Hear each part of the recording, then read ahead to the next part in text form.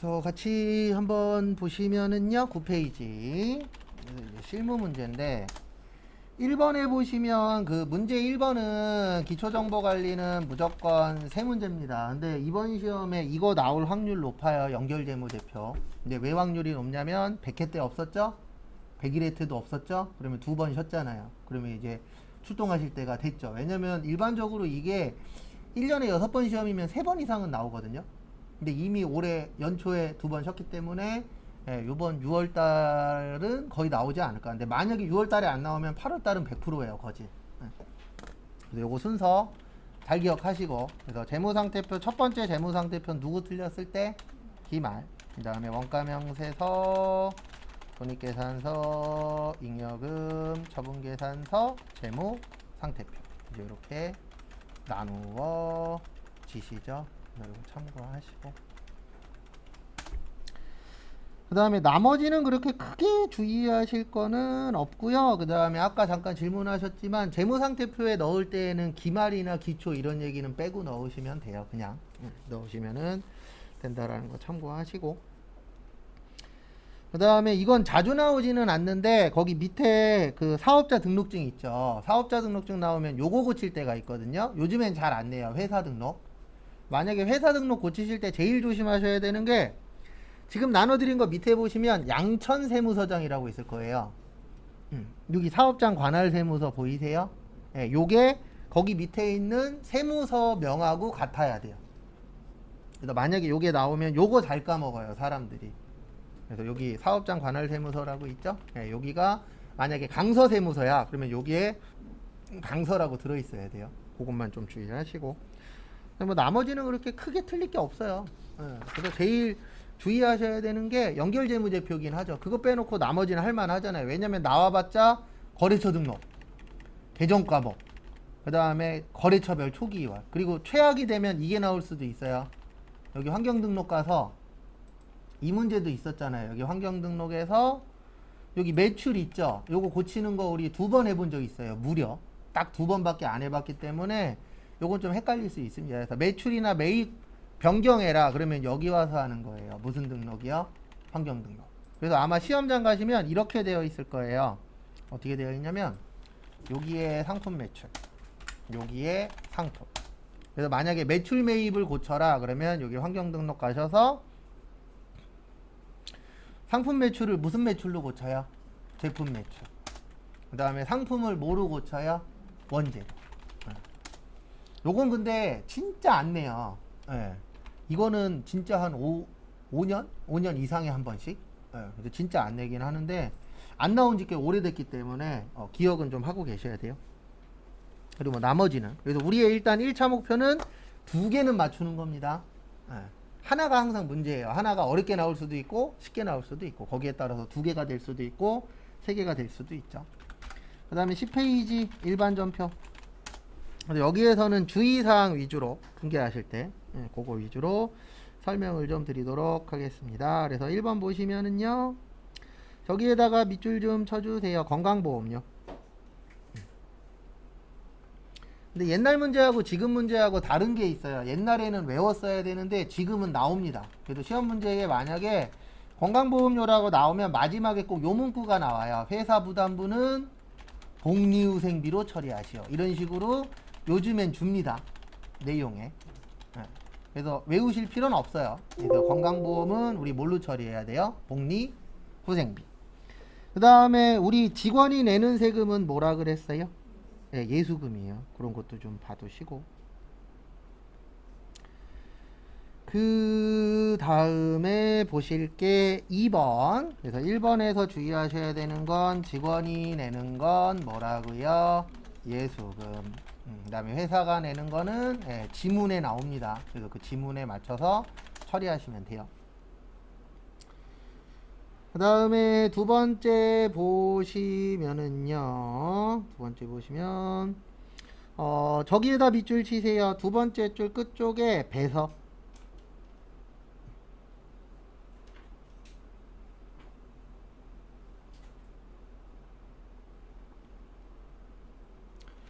배서 나오면 무조건 무슨 어음이라고요?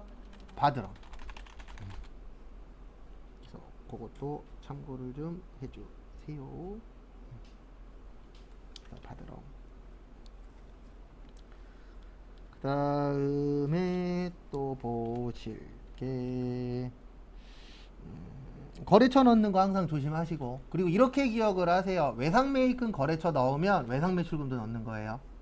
받으러 온 거래처 넣으면 지급어음도 넣는 겁니다. 그렇게 좀 기억하시고, 3번은 이거 일부러 넣어놨는데 저기에다 밑줄 치세요. 두 번째 줄에 대체전표로 작성할 것.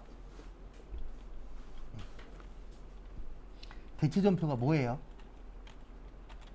대체전표가 그냥 차대변으로 넣는 게 대체전표예요. 근데 이거 왜 넣어놨냐면 시험장 갔는데 가로를 읽었어. 근데 이게 무슨 말인지 모르겠어. 한글이니까 읽긴 읽었는데 이거 어떻게 하라고 하는지 모르겠어. 그러면 그냥 하던 대로 하세요. 이 대체전표로 작성할 것의 뜻이 뭐냐면, 우리 차변하고 어느 변으로 넣죠? 대변 넣죠. 차변 몇 번이야? 3번. 대변 몇 번이야? 4번. 이렇게 넣으라고 해놓은 게 대체전표예요. 근데 읽었는데 대체전표가 뭐지? 기억 안 날 수도 있잖아요. 그럼 그냥 하던 대로 하시면 돼요. 왜냐면 이거 없어도 차대변으로 넣을 거잖아요, 우리. 그래서 헷갈리시면, 가로 읽었는데 헷갈리면 그냥 어떻게 하시라고요? 하던 대로 하시면 답입니다, 그게. 그래서 제 개인적인 생각은 가로가 안 나왔으면 좋겠어요. 아니면 가로에다 확실히 주던가. 애매하게 주면은 그냥 읽지 마시고, 아니면 읽고 그냥 하던 대로 하시면 돼요. 그 다음에 4번은 저것 때문에 넣어놨어요. 저기에다 밑줄 좀 쳐주세요. 매입 할인. 거기 박스 밑에 보면 답 다 적어놨죠, 제가? 거기 매입 할인 옆에 보면 155라고 보이세요? 그게 뭐냐면 155가 원재료예요. 그래서 우리 입력할 때, 이거는 다른 거에도 해당 사항이 있는데요. 이거 많이 보셨을 거예요. 뭐 많이 봤냐면, 입력할 때 보면 만약에 매입 할인을 쳤어. 많이 뜨죠. 그럴 때에는 꼭 관련 있는 거. 그 관련 있는 건 지문에 있어요. 거기 지문에 뭐라고 써 있어요? 원재료. 그러면 원재료로 하는 거예요. 그 다음에 우리 이것도 많이 넣잖아요. 감가상각 누계.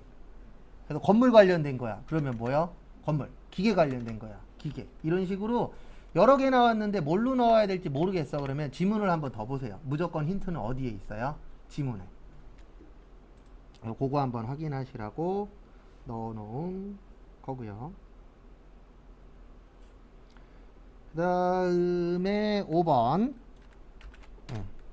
우리 출장 가는 경우들 있죠. 그래서 보시면 출장 가면 가지 급금, 갔다 오면요 여기 교통비.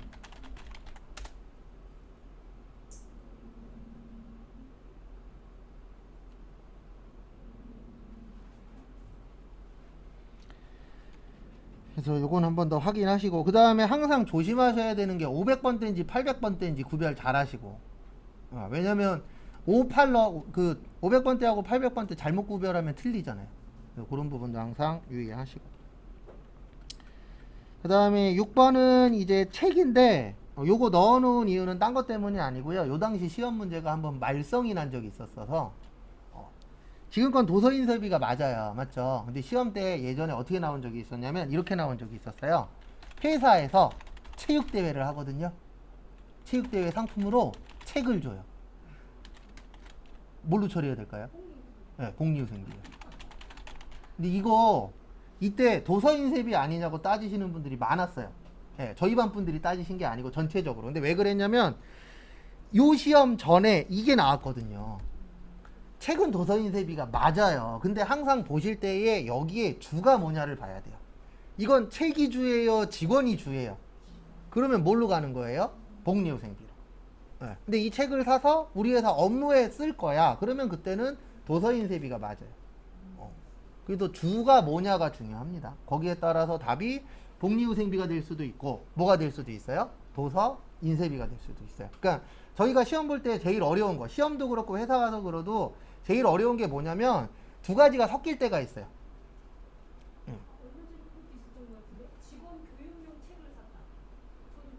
거기에서는 주가 뭐예요?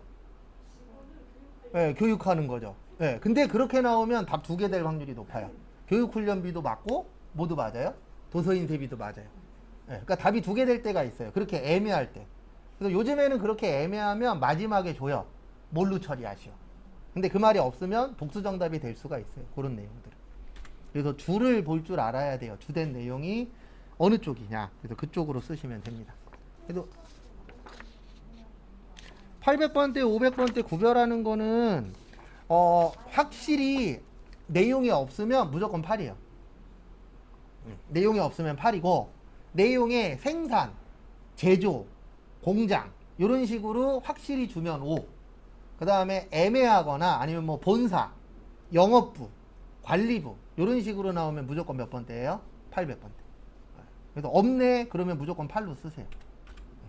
왜냐면 없으면 대부분 사무실에서 쓴 돈이거든요. 그래서 그때는 8로 쓰시면 돼요. 그 다음에 7번은 저도 이거 급하게 풀다 틀렸는데 이거 어저께인가 그저께 있었죠. 상여금 문제. 우리 상여금이라는 개정 과목 있어요? 없어요? 있어요. 그래서 만약에 급여 상여금이라고 나오면 별도의 얘기 없으면 두 개를 따로따로 쓰셔야 돼요. 근데 언제는 합치시냐면 이거 예전에 이렇게 나온 적 있었어요. 급여와 상여금을 포함해서 처리하시오. 그때는 급여로 가는 거예요. 근데 아무 말 없으면은 따로따로 가는 겁니다. 근데 요즘엔 요 문제 잘 안 내기는 해요. 왜냐면 이렇게 해버리면 답이 또 두 개가 돼버리거든요. 급여에 합친 것도 맞고 상여금도 맞고. 그래서 요거는 참고하시고. 근데 어저께인가 있었죠? 상여금 처리했었던 거. 그래서 상여금이라는 게 있다. 그 다음에 돈 줄 때 세금 띄면 뭐야? 예수금. 뭐 요건 계속 나오는 거니까. 그 다음에 8번은 저기에다 밑줄 치세요. 마지막에 매각거래. 그리고 첫 번째 줄에 어음. 그 다음에 오른쪽 끝에 할인.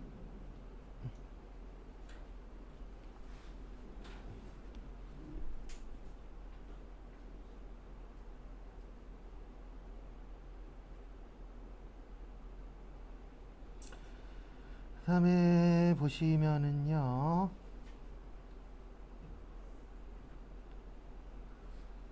그 다음에 보시면 7번은 요거 상여금 처리하는 거. 그 다음에 500번대일 때는 임금이었고 800번대일 때 뭐였어요? 급여. 그 다음에 8번은 우리 요거 외웠잖아요. 어음 할인이나 매각거래 나오면 뭐요? 매출채권 무슨 손실? 처분 손실. 요거 때문에 넣어놓은 거고요.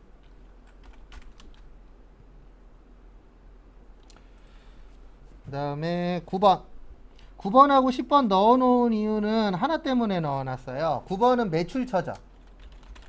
매출처 나오면 몇 번대 접대비? 800번대.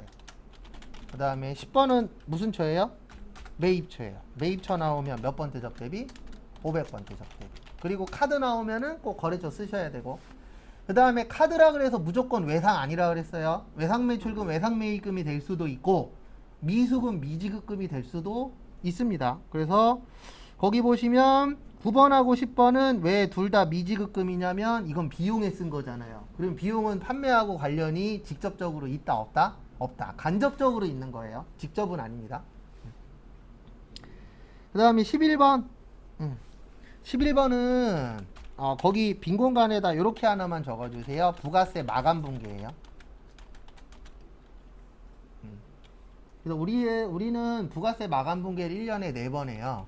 3월 31일, 6월 30, 9월 30, 12월 31일. 왜냐면 1기 예정이 1월에서 3월, 1기 확정이 4월에서 6월, 2기 예정이 7월에서 9월, 2기 확정이 10월에서 며칠이요? 12월. 그래서 마지막 날 마감 분계를 해주셔야 돼요. 왜 마감 분계를 해줘야 되냐면 내일부터 새로 시작하잖아요. 4월 1일부터 1기 확정 새로 시작하는데 기존에 있는 게 남아있으면 돼요? 안 돼요? 안 되죠. 그래서 초반에 이런 질문들 많이 하세요. 부가세 예수금은 무조건 대변이죠. 제가 아니라 그랬었죠. 왜 아니라 그랬냐면 2분계는 아니잖아요. 부가세 예수금이 어느 변에 와요? 차변에. 그래서 왜 부가세 예수금이 차변에 오냐면 이거 부채 감소예요. 0을 만들어줘야 돼요. 0을 만들려면 늘려요? 줄여요? 줄여야 되겠죠. 근데 왜 0을 만드냐면 내일부터 새로 시작하잖아요. 우리 새로 시작할 때에는 기존에 있는 거 남아있으면 된다 안 된다? 안 된다. 맞죠? 그래서 보면은 연애도 새로 시작할 때에는 기존 연애 사진 이런 거 다 없애버리잖아요. 제가 한 장 걸렸다가 욕 패대기로 먹었죠. 난 그걸 볼 줄 몰랐어. 예. 제가 거울 보고 있는 사진이 하나 있었거든요. 와이프가 그 사진을 딱 보더니 반지 뭐야? 예, 거울에 있는 손가락을 보신 거예요. 근데 거기에 땀 반지가 껴 있었거든요. 예. 그 진땀 좀 뺐죠. 혼나. 그런 건 빨리빨리 없애버리라고. 그래서 내일부터 새로 시작해야 되니까 다 뭐 해야 돼요? 없애야 돼요. 그래서 얘는 자산의 뭐요? 감소. 일단 요건 기본 베이스예요. 부가세 대금 뭐야? 네, 클 때도 있어요. 더 크면 차변의 미수금. 왜냐면 더 크면 나중에 돌려받아야 돼요. 네. 그 다음에 예수금이 크면 미지급 뭐예요? 세금. 네, 두 가지밖에 없어요. 그래서 대급금이 크면 미수금이고, 그 다음에 예수금이 크면 뭐예요? 미지급 세금. 왜냐하면 대급금이 크다는 얘기는 많이 샀다는 얘기예요. 예수금이 크다는 얘기는 많이 뭐 했다는 얘기예요? 팔았다는 얘기예요. 많이 팔았으면 세금 내야 되고, 많이 샀으면 돌려받아야 돼요. 근데 지금 돌려받아요? 나중에 돌려받아요? 나중에. 그래서 요거 두 가지 버전밖에 없어요. 근데 전산회계 1급은 90% 이상 미지급 세금 나와요. 근데 저희가 세무도 할 거잖아요. 세무에는 미수금도 나와요, 가끔씩. 네. 저 미수금은 우리가 맨날 쓰는 미수금이에요? 네. 돈 못 받았다. 예, 예, 예. 미수세금 이런 거 없어요. 그냥 미수금 하나밖에. 그래서 요거를 부가가치세 마감분계라고 표현합니다. 이제 요거는 회사에서 1년에 4번씩 해야 돼요. 여러분들 회사에 취업하시면. 특히 이제 부가세 관련된 회사로 취업을 하시면 1년에 4번씩은 해주셔야 되는 분계 중에 하나예요. 그 다음에 12번 보시면은요. 신주 천주를 발행하여 기계장치를 구입하였다. 그 다음에 주당 액면가액은 5,000원이며 발행 시점의 공정가액은 주당 6,000원이다. 그래서 주식으로 뭐 샀죠? 기계 샀죠. 네, 그럼 요때는 무조건 시가로 봐요. 공정가액으로. 그래서 기계장치는 600이 되는 거예요. 근데 요게 1000주 곱하기 얼마예요? 6,000원. 그 다음에 딴 건 몰라도 요거는 꼭 기억하셔야 됩니다. 자본금은 주식 발행수 곱하기 무슨 가액? 액면가액. 액면가 5,000원이니까 얼마예요? 500. 그래서 내용은 이렇게 되는 거예요. 500만 원 가지고 600짜리 산 거예요. 그러면 주식을 싸게 발행했다, 비싸게 발행했다? 비싸게. 그래서 주식 발행 무슨 금? 초과금. 내용은 이렇게 되는 거예요. 왜냐면 500짜리 갖고 600 샀잖아요. 그러면 이익이에요, 손해예요? 이익 본 거죠. 그래서 주식으로 이익 난 걸 주식 발행 뭐라 그래요? 초과금.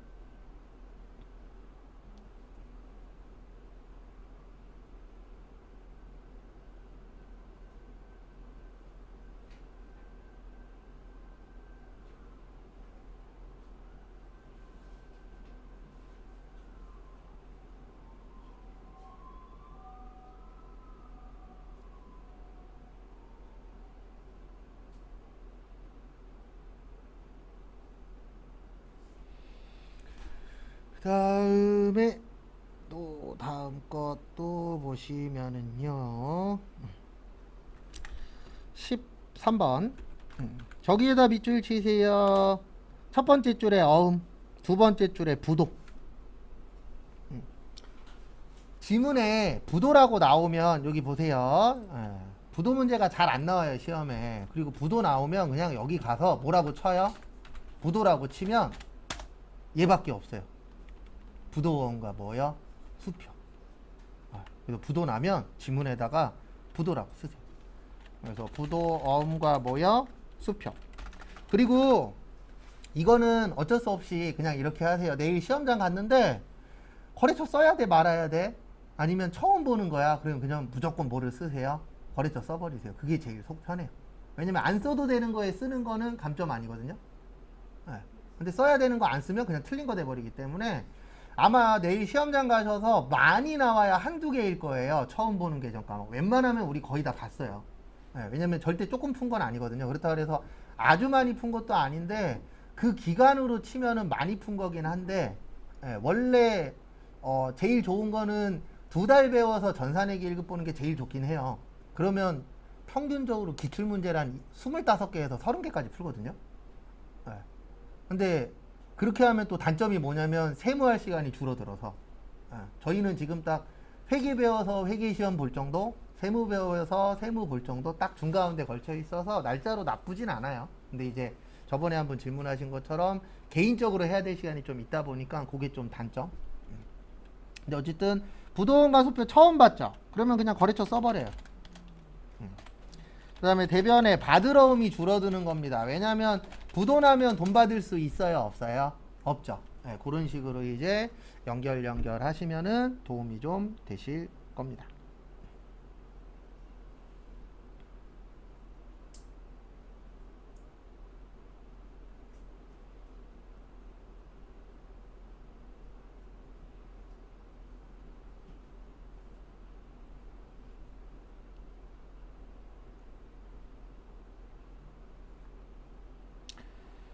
그 다음에 또 다음 거 보시면은요 14번 우리 계약금 하면 대표적으로 두 가지입니다. 먼저 주면 선급금, 먼저 받으면 선수금. 그 다음에 15번은 시험 문제 내는 이유가 이것 때문에 내는 거예요. 800번 때는 수도, 광열비. 요게 수도, 전기, 가스, 난방이었죠. 그 다음에 500번 때 전력비는 전기요금만.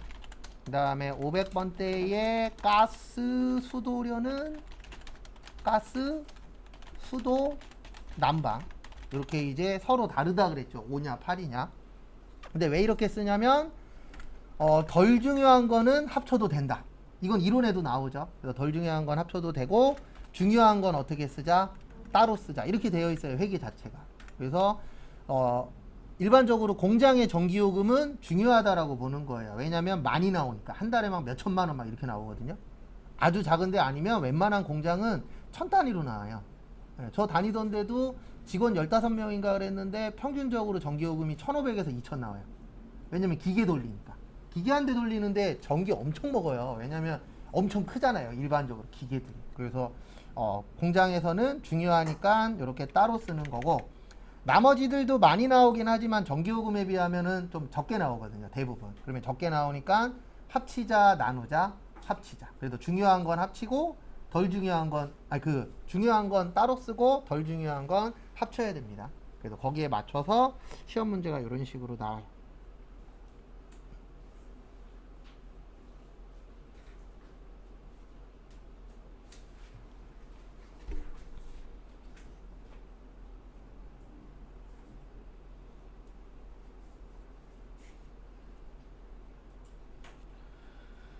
그 다음에 또 다음 거 보시면은요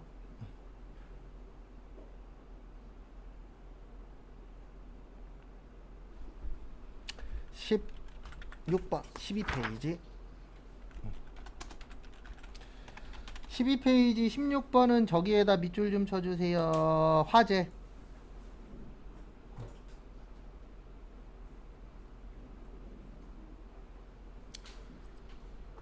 그래서 보시면은요 뭐 일어났다고요? 화재 일어났어요. 그래서 불나면은 재해 손실이라 그랬죠. 그래서 재해 손실은 뭐 화재 일어난 거나 지진 일어난다거나 그 다음에 뭐 폭우라던가 이런 것들에 의해서 회사가 손해 볼 수 있어요, 없어요? 있죠. 태풍 오거나 그러면은 회사에 안 좋은 영향을 끼칠 수도 있잖아요. 뭔가가 날아갈 수도 있고. 저 예전에 다니던 회사가 태풍 왔을 때 지붕 날아갔거든요. 지붕 위에 그 환풍기 만들어 놓은 게 있었는데 그게 옆에 공장으로 도망갔어요. 그리고 그거 다시 끌고 와갖고 직원들이 막 올리고 그랬었는데 너무 오래된 공장도 그건 안 좋더라고요. 그래서 태풍 오거나 그러면 옛날 공장은 출입 금지예요. 막 벽돌 날라다니고 진짜 그래요. 잘못하면 맞을 수 있으니까. 그리고 너무 오래된 건 그게 좀 안 좋아요. 근데 어쨌든 여기에서 키포인트는 두 가지예요. 불나면 재해 손실이고 그 다음에 상품 팔았어요? 불나서 없어졌어요? 안 팔았으면 몇 번이요? 적용 8번. 요것도 적용 8번 들어가야 돼요. 왜냐면 안 팔았잖아요. 안 팔았는데 없어졌죠. 그러면 적용 몇 번이요? 8번. 그것도 좀 기억하시고. 그 다음에 17번 이것도 조심하셔야 되는 게 우리 중간 배당금 안 쓴다 그랬습니다. 배당금 받으면 뭐라고요? 배당금 수익. 그래서 얘네들하고 좀 같이 알고 계시면 좋아요. 좀 이따 나오는데 자산 수중이 채무 면제이, 그 다음에 재해 손실, 그 다음에 배당금 뭐요? 수익, 이런 것들. 그러니까 지문에 중간 배당금으로 처리하시오 이런 문구 없으면 중간 배당금 쓰시면 안 돼요. 저희 시험에서는 아직까지 중간 배당금은 나온 적은 없습니다. 18번은 15년 전에 내고 안 내고 있는 문제 중에 하나예요. 안 나올 확률이 99.9%인데 그놈의 0.001% 때문에 설명드리는 거예요. 저도 이 공부하면서 이런 계정 과목이 있다라는 걸 알았어요. 거기 당좌거래 개설 보증금이라고 있죠. 요거 특정 현금과 예금이에요. 근데 있어요, 이거. 여기에다가 특정 치면 있죠. 네. 그러니까 특정 현금과 예금은 말 그대로 특별히 정해놓은 곳에만 쓸 수 있다. 그래서 특정 현금과 예금이라고 하는데 당좌거래 개설보증금 나오면 특정 현금과 예금이에요. 근데 나올 확률은 한 0.001%. 진짜 거짓말 조금 더 보태서 여러분들 102회죠. 40회 전에 있어요. 거의 10년도 더 된 문제긴 합니다. 근데 또 저도 또 도망갈 구멍을 만들려면 이렇게 한 번 정도는 소개를 해야죠. 그래야 나오더라도 저번에 한번 얘기했는데요 이러고 도망이라도 갈 수 있잖아요. 그래서 참고로 책이 이것저것 내용이 많을 수밖에 없어요. 책 쓰고 싶은 분들이 그렇게 일부러 쓰는 게 아니고 거기에 한 줄이라도 넣어놔야 나중에 문제가 생겼을 때 봐라 거기 있다 이렇게 얘기할 수 있잖아요. 근데 아무것도 없어. 그러면 욕먹어도 가만히 있어야죠. 왜요? 책의 내용이 없으니까. 그래서 요거는 안 나올 확률이 99.9%인데 또 모르죠 또. 어쨌든 개정 과목은 있긴 있으니까. 그래서 한 번씩 구경해 보시라고 넣어놓은 건데 나올 확률은 되게 적어요. 그 다음에 19번은 저기에다 밑줄 치세요. 자기합수표 1억 원을 증여받았다. 남이 발행한 수표 뭐죠? 남이 발행한 수표는 현금이죠. 그 다음에 우리 공짜로 받는 건 뭐라 그런다고요? 자산 수증 이익. 그래서 공짜로 받는 것은 자산 수증 이익이에요. 그래서 뭐 시험 문제에서 뭐 토지를 공짜로 받았대. 그것도 자산 수증 이익이. 증여가 뭐예요? 살아계실 때 공짜로 주는 거. 요걸 뭐라 그래요? 증여. 돌아가신 다음에 공짜로 주시는 건요? 상속이죠. 그 두 가지 둘 다 공짜로 받는 거예요. 근데 차이점은 이제 주시는 분이 숨 쉬고 계시냐 안 쉬고 계시냐 거기에 따라서 달라지는 겁니다. 그 다음에 20번은 저기에다 밑줄 치세요. 원가 시가. 요거 몇 번 설명드렸었는데 원가는 무슨 전표? 일반 전표. 시가는요? 메인 매출 전표. 왜 이렇게 나누냐면은 딴 거 아니라 그랬어요. 메인 매출 전표라는 건 세금 걷는 게 주목적이잖아요. 부가가치세. 그러면 세금을 거두려면은 원가로 보면 세금 낼 게 있다 없다? 없다. 왜냐면 100만 원에 산 거 100만 원에 줬대. 그럼 이익 난 게 없잖아요. 그러면 세금 낼 것도 없어. 그래서 메인 매출 전표에선 시가로 보는 거예요. 왜냐면 시가로 봐야 거기에 이익이 붙어 있거든요. 그럼 이익 붙었으면은 뭐 거둘 수 있죠? 세금 거둘 수 있죠. 그래서 다르다라는 거 꼭 기억하시고 그 다음에 안 팔았으니까 저기요 몇 번이야? 8번. 그 다음에 21번 우리 교육하면은 뭐였죠? 교육훈련비. 그 다음에 돈 줄 때 세금 띄면 무슨 금? 예수금. 뭐 요거는 이제 많이 봐서 그나마 좀 틀릴 확률은 현저히 적습니다. 그 다음에 22번은 저기에다가 밑줄 좀 쳐주세요. 이자. 그래서 우리 그 원천징수에는 두 가지가 있어요. 줄 때는 예수금, 받을 때는요 헌납세금. 그래서 이자 수익하고 법인세 중간 예납.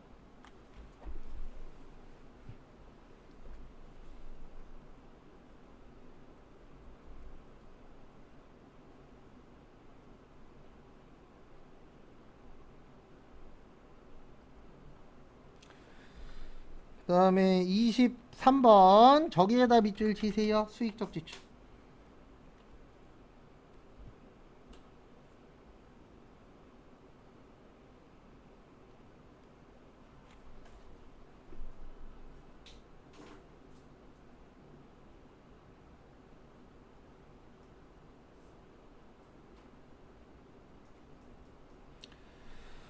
그래서 보시면 우리 이자 받으니까 이자 수익이잖아요. 그래서 이자 받을 때 세금 내는 건 무슨 세금이라 그래요?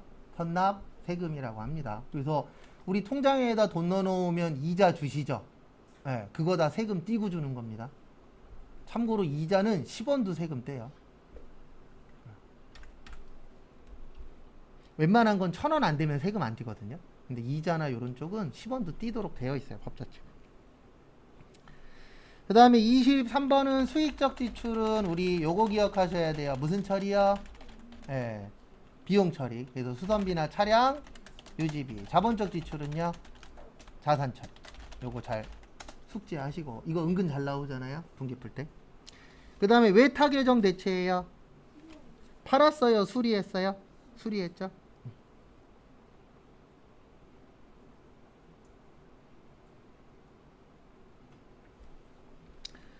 그 다음에 24번 저기에다 밑줄 치세요.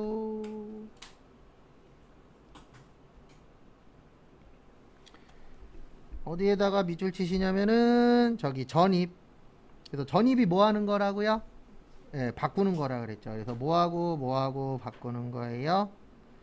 예, 이익준비금하고 자본금하고 바꾸는 거예요. 자본은 없어요. 자본 전입이라고 나오면 자본금 얘기하는 거예요. 계정 과목에 자본은 없어요. 그래서 무슨 금하고 바꾸란 뜻이에요? 자본금. 그래서 전입하고 같은 말이 뭐라고요? 대체. 참고하시고.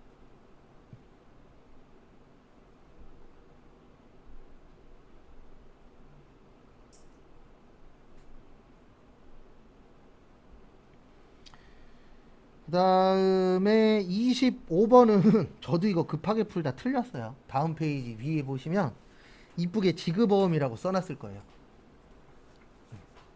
맞죠? 근데 지급어음 아니죠.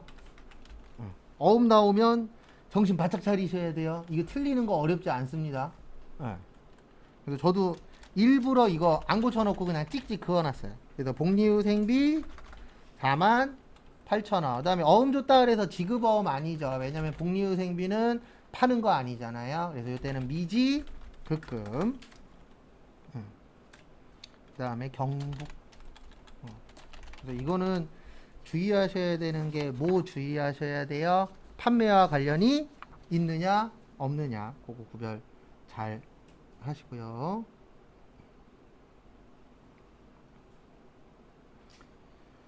그 다음에 다음 거 보시면은요,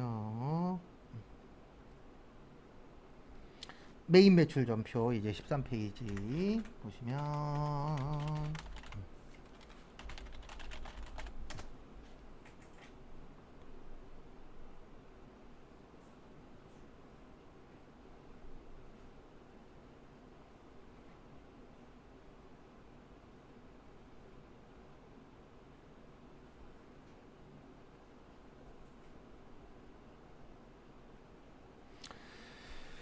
첫 번째 우리 많이 풀던 건데 영세에는 몇 가지 있었어요? 네 가지. 그래서 영세율 세금 계산서, 그다음에 내국 신용장, 로컬 LC 구매 확인서. 그래서 여기는 내국 신용장도 있고 로컬 LC도 있고 영세율 세금 계산서도 있죠. 네, 그래서 영세. 그다음에 두 번째는 어디에다 밑줄 칠까요? 네, 계산서. 어디요? 계산서. 계산서 나오면 무조건 연세.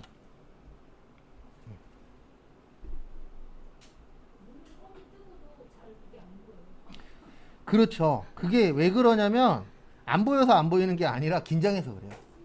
네. 긴장하면 안 보여요. 저도 뭐 볼 때마다 맨날 혼나요. 네. 넓게 봐야 되는데 좁게 봐서. 네. 근데 사람이 긴장하면 원래 그래요. 그래서 어느 정도의 긴장은 괜찮은데 너무 심한 긴장은 살아가는데 도움이 안 되더라고요. 그래도 계산서 나오면 무조건 뭐예요? 면세예요. 그 다음에 3번은 거기 수출이라고 써 있을 겁니다. 직수출 나오면 뭐예요? 수출이에요. 그래서 뭐 나오면 뭐 이게 어느 정도 정해져 있습니다. 그래서 그거를 내가 빨리빨리 찾아야 돼요. 시험장 가셔서는. 왜냐면 시험은 시간이 정해져 있잖아요. 뭐 회사에서야 솔직히 8시간 안에만 해결하면 되니까.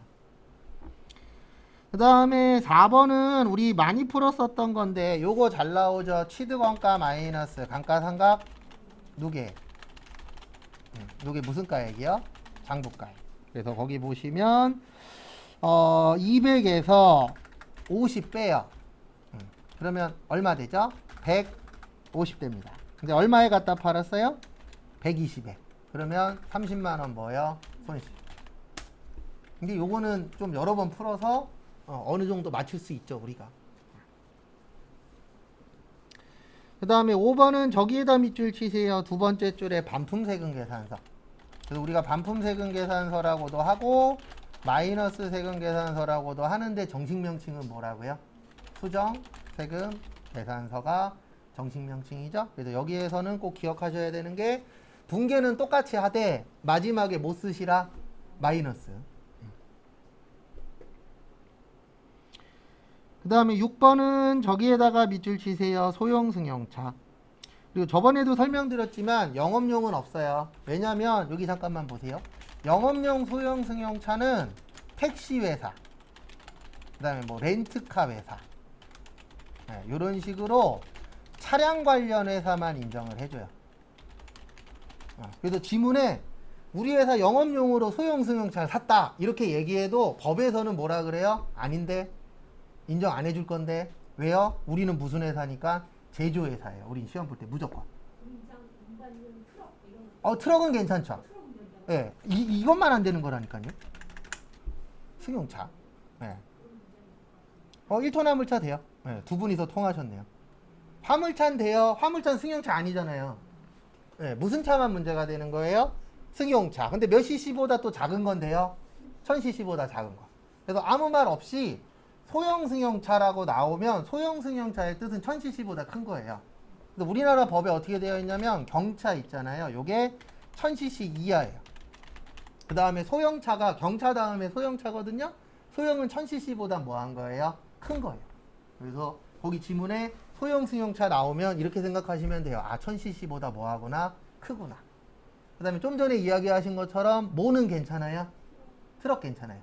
그리고 몇 인승보다 큰 것도 괜찮아요?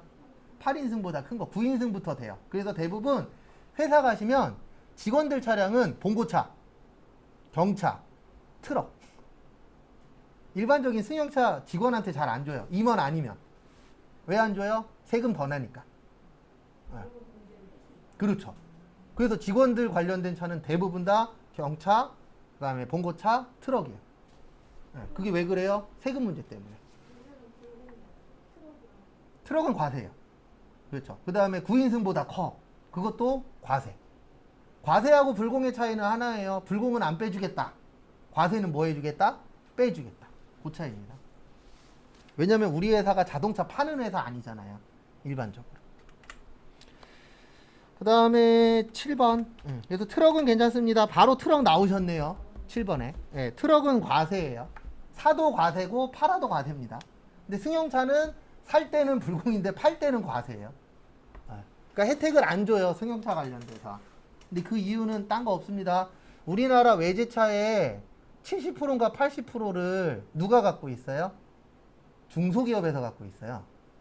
네, 대기업이 많이 갖고 있을 것 같은데 대기업 인원이 엄청나게 많지 않잖아요. 인원으로 치면 중소기업이 어마무시하게 많습니다. 그래서 자기들이 뭐라 그래야 되나, 회사용이라고 사긴 사는데 국가에선 인정을 안 하는 거죠. 왜냐면 누가 봐도 저거 회사에서 일할 때 끌고 다니려고 산 거 아니잖아요. 5억짜리를 샀어. 회사에서 일할 때 5억짜리 자동차가 필요해요? 아니죠. 그래서 인정 못 받습니다. 네, 승용차 팔 때는 또 과세예요. 그러니까 살 때는 안 빼주고 팔 때는 또 세금 더 내라. 이렇게 되어 있어요. 그리고 참고로 여기 잠깐 보세요.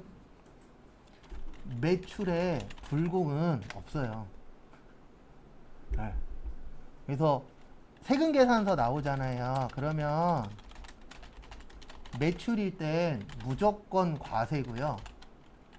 매입일 때는 과세 아니면 뭐예요? 불공이에요. 그래서 팔고 세금 계산서 나왔어 그러면 무조건 과세예요. 왜요? 불공이라는 게 없어요. 개념 자체가. 그 다음에 샀을 때만 구별하시면 돼요. 과세로 갈 거냐 아니면 어느 쪽으로 갈 거냐 불공으로 갈 거냐. 그래서 뭐 자동차를 팔든 못 팔든 다 세금 내야 됩니다. 신규 거래처 등록은 요거요. 여기. 그렇죠. 지문에 거래처 등록해라라고 나오면 여기 와서 거래처 등록하셔야 돼요. 근데 요즘에는 거의 안 내긴 하는데 만약에 거래처 등록하시오 그러면 거래처 등록 와서 우리 그 문제 1번에 보시면 거래처 등록 해봤었잖아요. 그대로 그냥 넣으면 돼요. 근데 요즘에 거의 안 내요. 옛날에는 종종 냈었는데. 근데 그 이유 중에 하나가 사람들이 안 틀려. 그러니까 내야 되는 의미가 많이 줄어들었죠. 그래도 요즘엔 잘 안 냅니다. 그 다음에 8번은 저기에다 밑줄 치세요. 얘도 계산서죠. 우리 먹을 건 대부분 면세예요. 그래서 쌀이나 야채나 생선, 쌀, 야채, 과일, 생선, 고기 이런 것들은 대부분 다 뭐예요? 면세예요. 그 다음에 직원위에서 샀으면 뭐라고요? 복리후생비. 그 다음에 58 잘 구별하시고. 그 다음에 9는 저기에다가 밑줄 좀 쳐주세요. 9번은 저기 대표이사. 누가 썼다고요? 대표이사가 쓴 건 뭐라 그래요? 가지급금. 저 가지급금이 두 가지로 나와요. 몇 가지로 나온다고요? 두 가지. 하나는 출장 갈 때. 그 다음에 또 하나는 대표이사가 개인적인 용도로 사용했을 때. 왜냐면 사장님이 돈 쓸 때 나한테 얘기하고 써요? 돈만 가져가요? 돈만 가져가요. 그럼 돈은 줬죠. 회사 입장에서. 어디 쓸지 알아요? 몰라요? 몰라요. 영수증이나 이런 걸 가지고 올 때까지. 그래서 사장님이 개인적으로 쓰는 돈은 뭘로 처리하는 거예요? 가지급금 처리. 그래서 가지급금이에요. 그리고 대부분 이러면 안 되지만 많은 사장님들이 회사 돈을 가져가셔서 자기 개인적으로 써요? 안 써요? 쓰죠. 네. 그럼 회사하고는 관련이 있다 없다? 없다. 그런 것들도 다 가지급금이에요. 왜냐하면 법에서 이게 개인회사하고 법인회사의 차이점인데 개인회사는 자기 돈 막 갖다 써도 상관없어요. 왜냐면 개인회사는 그 돈이 누구 거니까? 개인 거니까. 근데 법인은요 회사 돈 막 갖다 쓰면 법에 걸려요. 그래도 예전에 그 SK도 그렇고 하나도 그렇고 대기업 사장님들이 잠깐 갔다 오신 적 있잖아요. 그게 대부분 다 그걸로 걸린 거예요. 너 왜 회사 돈 네 맘대로 갖다 쓰냐? 너 법을 어겼다. 이렇게 하도록 되어 있어요. 그래서 법인 같은 경우에는 회사 돈과 내 돈은 따로따로라고 봐야 돼요. 원래 원칙은. 근데 대부분 사장님들은 따로라고 생각해요? 내 거라고 생각해요? 내 거라고 생각하죠. 그러다 이제 나중에 문제가 터지는 거예요. 막 갖다 쓰면 걸려요. 법조처럼. 그 다음에 10번은 카드 때문에 넣어놨는데 제가 거기에다가 또 미지급금이라고 써놨죠. 네.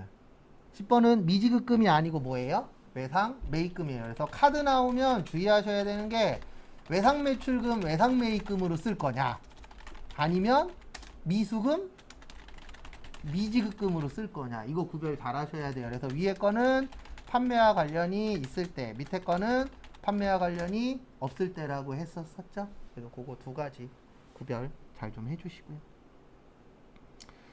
그 다음에 11번은 건별 때문에 넣어놓은 거예요.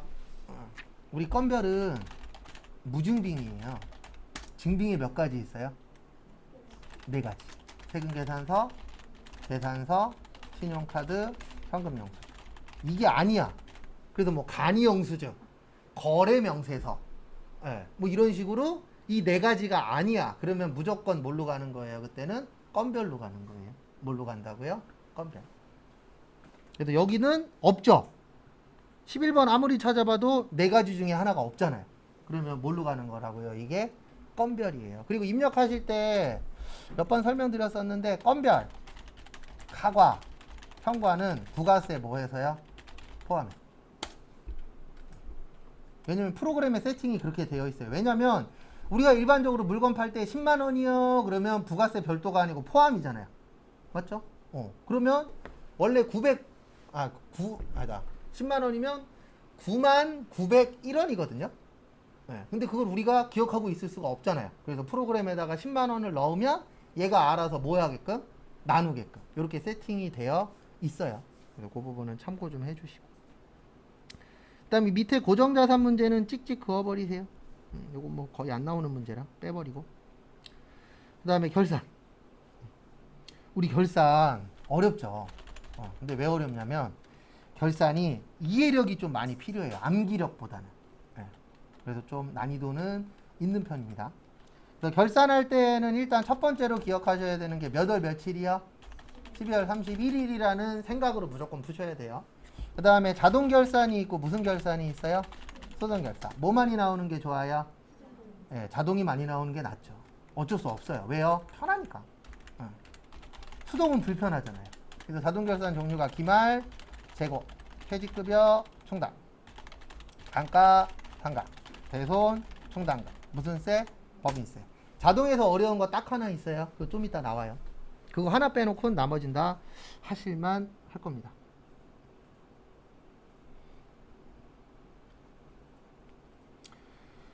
그래서 거기 보시면은요, 1번 보시면 저기 보험료죠. 그래서 우리 보험료 비용이잖아요. 증가시키자고요, 감소시키자고요. 감소. 그래서 감소 어느 변이에요? 대변이에요. 그래서 800번대 보험료. 왜 800번대냐면 본사라. 그 다음에 내년 거 준 거죠. 내년 거 먼저 줬다. 무슨 비용? 성급 비용. 그 다음에 계산은 120만원 중에 내년 게 90만원이잖아요. 9개월이니까. 그래서 성급 비용 얼마요? 90. 보험료 90. 그리고 헷갈리시면 꼭 요거 기억하시고, 뭐 기억하시냐면은 감소시키자.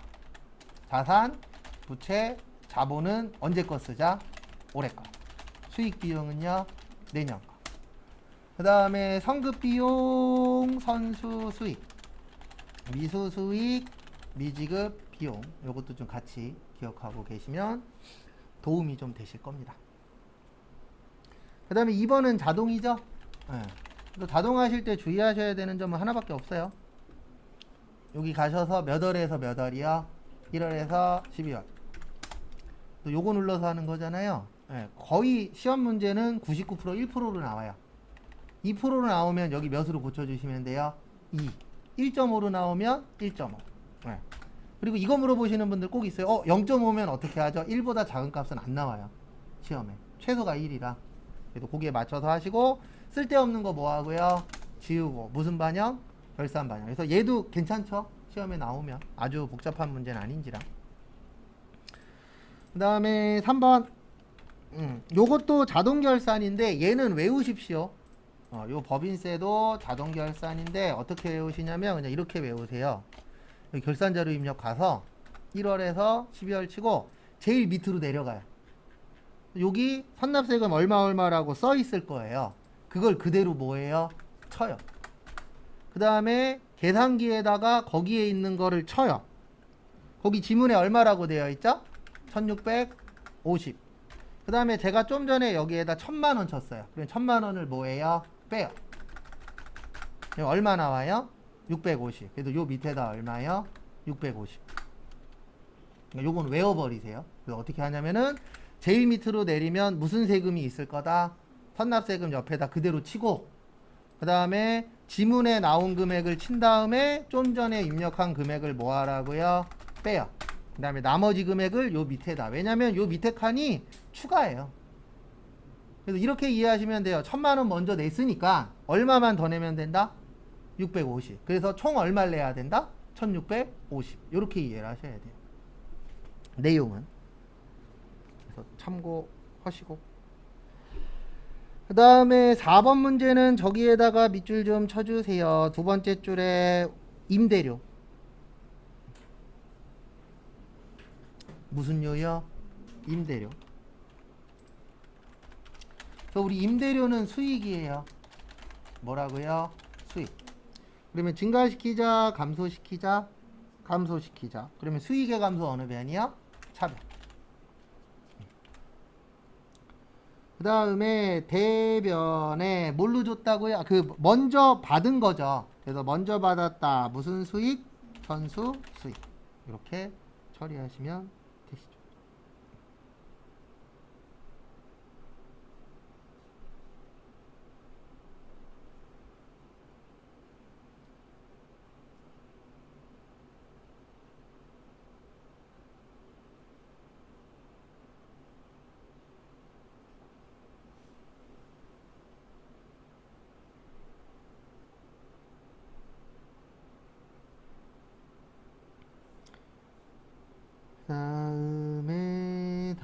거 보시면은요. 그 다음에 금액 계산은 그 문제에 맞춰서 계산하시면 되니까. 그 다음에 5번. 5번도 은근 잘 나오는데 요거는 요렇게 기억하세요. 일단 감소시킨 다음에 소모품이 차변이면 대변은 무조건 소모품 B예요. 그래서 그 옆집 잘 기억하시고. 여기는 구입시 전액 비용 처리했으니까 소모품 B죠. 800번대. 그 다음에 그 옆집은 뭐라고요? 소모품. 그 다음에 50만원이었는데 얼마 남았죠? 15만원 남았죠? 비용일 때는 올해 거 쓴다, 내년 거 쓴다? 내년 거. 그래서 내년 거가 얼마 남았다고요? 15만원. 이런 식으로 이제 그 시스템에 맞춰서, 틀에 맞춰서 하시면 좀 도움이 되실 겁니다.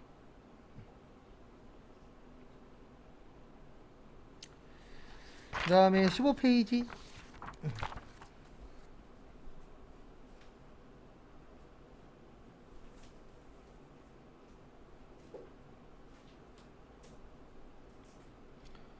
그래서 15페이지 보시면은요.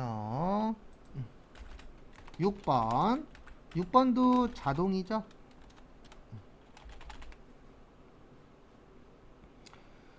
그래서 보시면은요.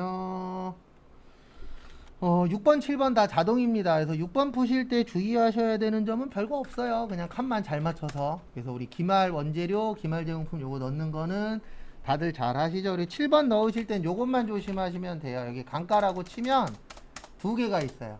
몇 개가 있어요? 두 개. 그래서 위에는 500번대.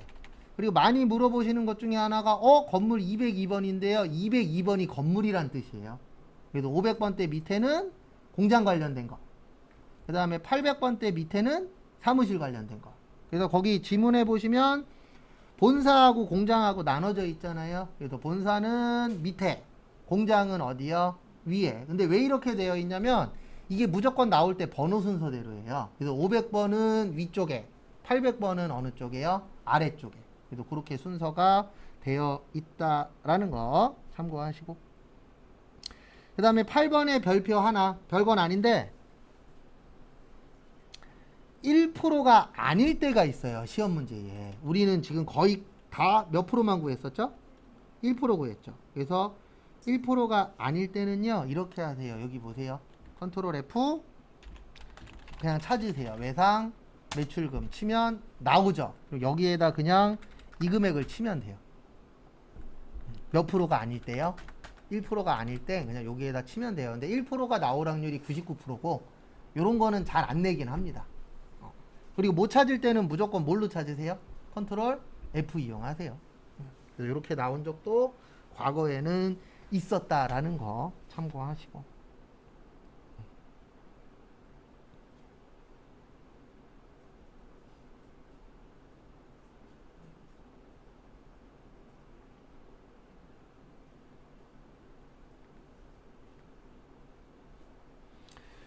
그 다음에 다음 거 보시면 9번 저기에다 밑줄 치세요. 도래하지 않은.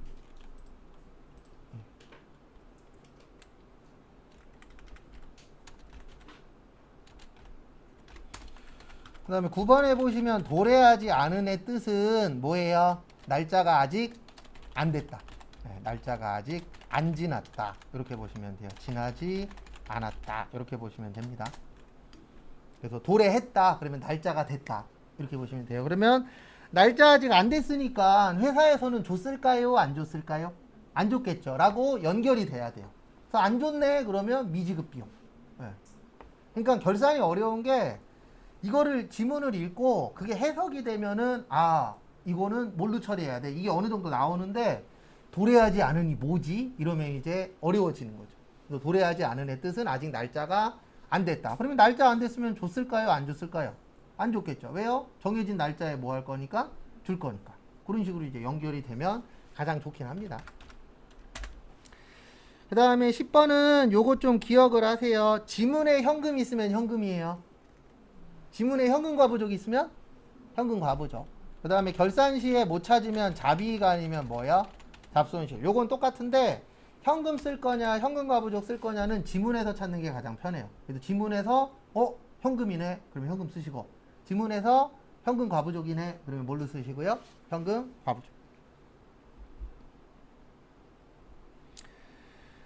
그래서 거기 보시면은 사장님이 돈 줬는데 어디 쓸지 모르면 뭐라고요? 가지 급금.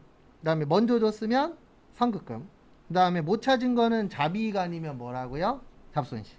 그래서 그렇게 봐주시면 될 것 같습니다. 그다음에 11번은 우리 여러 번 했던 거예요. 퇴직급여 충당부채 관련된 거. 그래서 얘도 자동결산이죠. 그래서 이렇게 하시면 됩니다. 여기 가셔서 1월에서 몇 월이요? 12월. 컨트롤 F. 퇴직. 그래서 조심하셔야 되는 게 연금에다가 안 쓰지 마시고, 퇴직급여 무슨 액이요? 전입액. 그리고 앞에 꼭 번호 보시고, 그 다음에 퇴직급여 충당부채는 무슨 법? 보충법. 그래서 모자른 거 채워주도록 시험 문제 나올 때도 있어요, 없어요? 있죠. 그래서 두 개가 나오면은 그 두 개 빼고 넣었었잖아요. 그래서 충당 들어가면 무조건 무슨 법이에요? 보충법이에요. 무슨 법이라고요? 보충법. 그거 참고하시고. 그 다음에 12번은 우리 분계 여러 번 했었던 건데, 여기에서 조심하셔야 되는 건 하나예요. 저도 거기에다 안 썼었는데 거래처 꼭 쓰셔야 됩니다. 그래서 장기차 입금에다가 거래처 쓰시고, 유동성 장기부채에다가도 뭐를 적어주세요? 거래처. 그래서 거래처 언제 쓰는지 그런 거 조심하시고요. 그 다음에 13번도 조심하셔야 되는 게 현금 쓸 거냐 아니면 뭐요? 현금 과부족 쓸 거냐. 그거는 어디에서 찾으시라고요? 지문. 그래서 찾으시고, 그 다음에 자비가 아니면 뭐요? 잡손실. 근데 지금은 손실이에요. 왜냐면 실제가 적어요. 그래서 항상 기준은 누구 기준? 실제 기준. 그 다음에 14번에 별표 3개. 저도 이거 틀렸는데, 결산 중에서 가장 안 좋은 결산이에요. 그래서 결산 중에서 가장 안 좋은 결산이 무형자산 상각이에요. 이거 어려워요. 그래서 요거 나오면 남은 금액 나누기 남은 내용 연수예요. 무형자산만. 네, 무슨 자산만요? 무형자산만. 그러면 거기 지문 읽어보시고 공식 한번 만들어 보세요. 제가 공식은 적어드렸어요. 남은 금액에다가 남은 내용 연수. 그래서 남은 금액이 얼마냐? 그 다음에 남은 내용 연수가 몇 년이냐? 그거 한번 찾아보세요.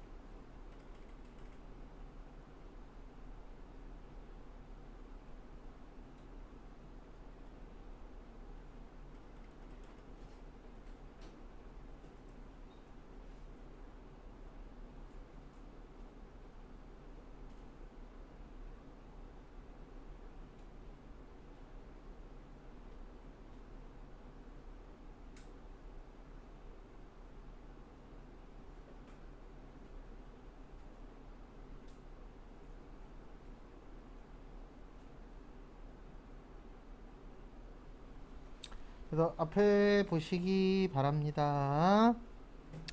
거기 보시면 전기말 재무상태표에 얼마 남았대요? 2천. 근데 이제 여기부터가 문제예요. 몇 년간 상각한대요? 5년. 그러면 2006년부터 상각했죠. 근데 우리는 지금 2007년도 거예요. 그러면 1년 했죠. 몇 년 남았어요? 네, 그래서 나누기 몇이에요? 4예요. 근데 이거 나오면 대부분 5로 나눠요. 네. 그래서 500이 되는 겁니다. 얘는 무슨 자산만 그렇다고요? 무형자산. 그래서 결산 문제 중에 자동 결산 중에서 무형자산은 안 나오는 게 좋아요. 왜냐하면 5로 나눠야 될 수도 있고 4로 나눠야 될 수도 있어요. 그 상황에 따라서. 그래서 만약에 이 문제가 2016년도 감가상각은 얼마냐? 그때는 5로 나누는 거죠. 왜냐면 2016년이 아니고 2006년도였으면. 근데 2007년 됐으니까 이제 몇 년 남았어요? 4년. 근데 왜 이렇게 하냐면 무형자산은 직접법이라 그래요. 우리 외울 때 무형자산 상각은 직접법으로 한다 이렇게 외웠잖아요. 그래서 직접법이 하는 방식이 좀 달라요. 왜냐면 우리가 유형자산 때 하는 건 간접법이라 그러거든요. 그래서 이거 안 나오는 게 좋긴 한데 슬슬 나오실 때가 돼서 한번 설명드린 거고요.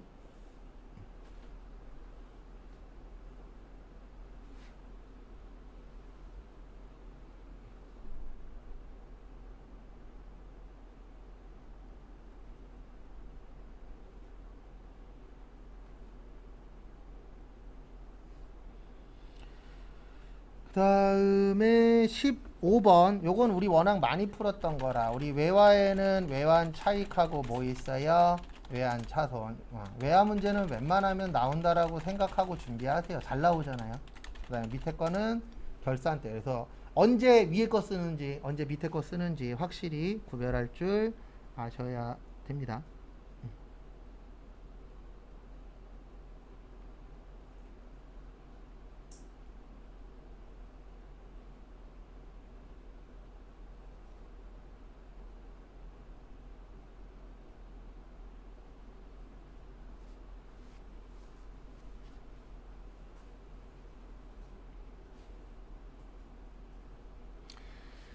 그 다음에 문제 6번이 이제 조회죠.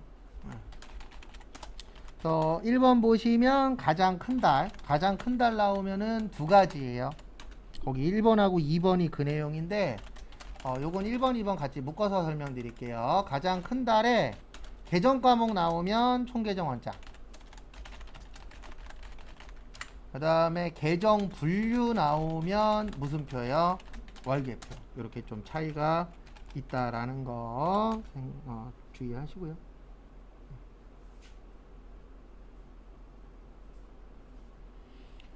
그 다음에 3번 보시면 부가가치세 과세표준 및 납부세. 그래서 우리 부가세에서 돈 물어보면 어디였죠? 부가세 신고서. 그래서 3, 4, 5번 같이 묶어서 설명드릴게요. 그 다음에 매수나 개수 물어보면요. 세금계산서 합계표. 그 다음에 자세히 물어보면 뭐요? 매입 매출자.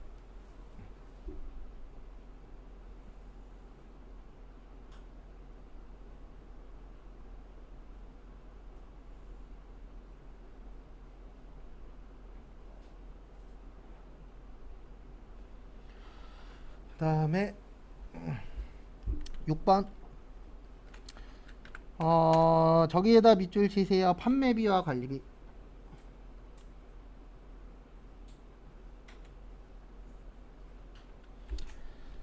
그래서 판매비와 관리비는 계정 분류예요. 우리 분기할 때 판매비와 관리비라고는 안 쓰잖아요.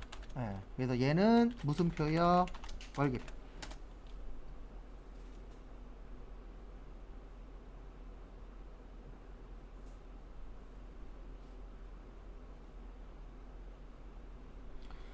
그 다음에 7번 거래처 나오면 어디라고요? 거래처 원장.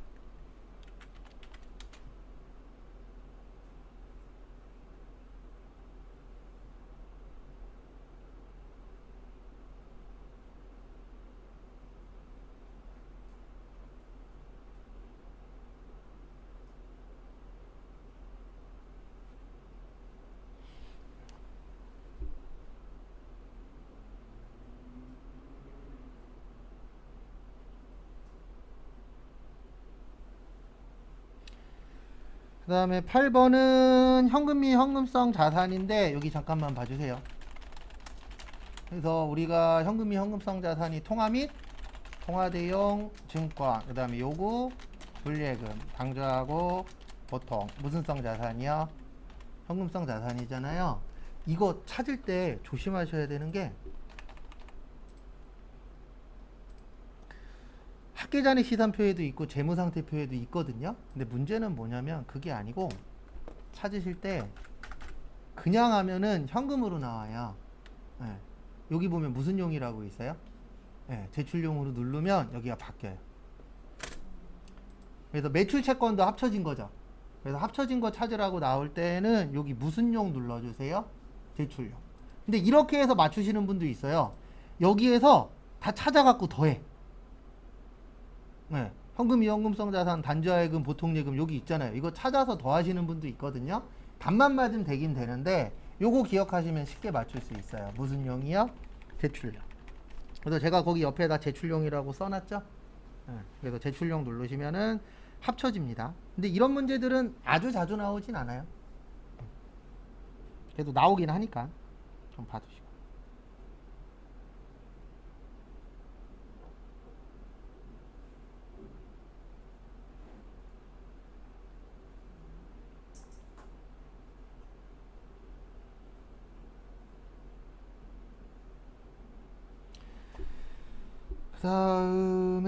다음 거 보시면은요.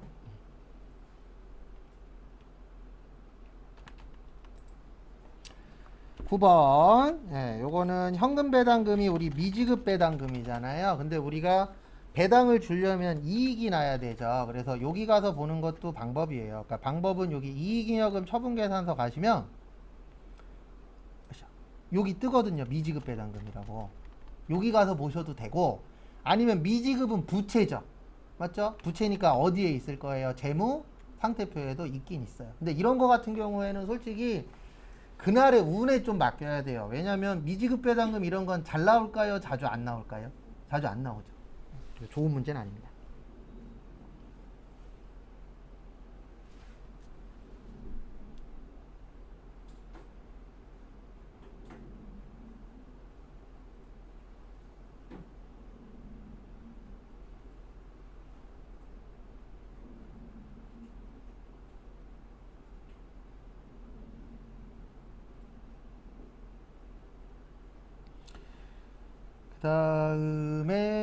다음 것도 보시면은요.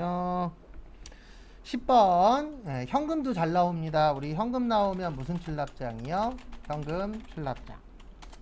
그 다음에 11번의 대체는 얘는 무조건이에요. 얘는 여기밖에 없어요. 대체 물어보면 월계표밖에 없어요. 얘는 딴 데 가면은 찾을래야 찾을 수가 없습니다. 그래서 대체 물어보면 무조건 무슨 표요? 월계표. 아니요. 월계표 가서 거기에서 몇 월 찾으래요? 3월. 그러면 3월 치면 여기 대체 있잖아요. 그래서 거기에 맞춰서 이제 그 라인에서 찾으시면 되죠. 그래서 만약에 뭐 당좌예금의 대체 금액이 얼마냐? 그러면 당좌예금의 대체 찾으면 돼요. 총 금액이 얼마냐? 그러면 요 밑에 월계 있잖아요. 요거 쓰면 되고. 뭐 물어보냐에 따라서 위치는 달라지니까.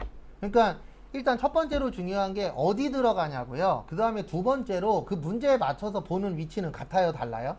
달라요. 그래서 내가 그 위치까지 완벽하게 찾을 수 있으면 점수가 잘 나오는 거고, 어차피 시험이라는 게 정확하게 그 원하는 걸 적어줘야 되잖아요. 그래서 이렇게 해서 간략하게 한번 봤고요. 그 다음에 시간이 한 25분 정도 남았는데 개인 정리하시고 이상한 거 있으시면 물어보세요. 그럼 이제 알려드리도록 하겠습니다.